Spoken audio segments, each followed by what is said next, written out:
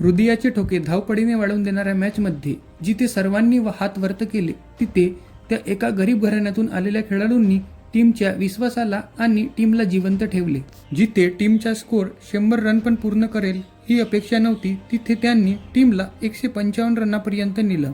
लोक ट्रोल करत होती, पण त्यांनी आपल्या परफॉर्मन्सनी हे सिद्ध करून दाखवलं की जे पळून उभे होतात तेच खरे खेळाडू असतात. आपण गोष्ट करत आहे रिंकू सिंगची. हा मॅच खरं म्हटलं तर KKR वर्सेस लखनौचा नसून हा मॅच रिंकू सिंग वर्सेस लखनौचा मॅच होता. कारण या मॅच मध्ये जिथं बघितलं तिथं रिंकू सिंगच दिसायचे. बॅटिंग पासून तर एका ओव्हरमध्ये 4 छक्के मारण्याची गोष्ट, 4 छक्क्यांपासून तर फिल्डिंगची गोष्ट आणि फिल्डिंग पासून तर विनिंग शॉट मारण्याची गोष्ट बघूया आपण या व्हिडिओमधून.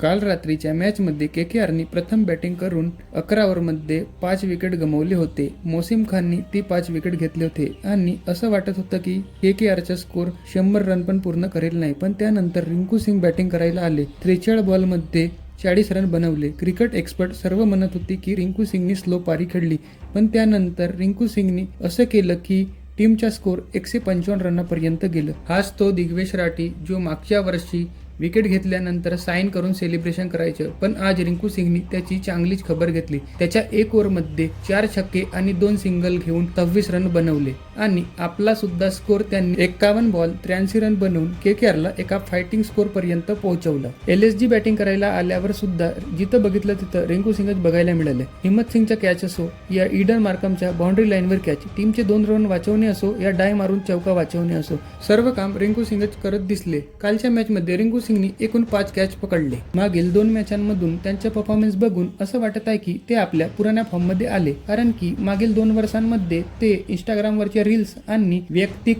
जीवनाबद्दलच जास्त चर्चेत होते आणि आता त्यांनी बॅक टू बॅक 2 मॅचांमध्ये परफॉर्मन्स करून KKRला दोन्ही मॅच जिंकून दिली.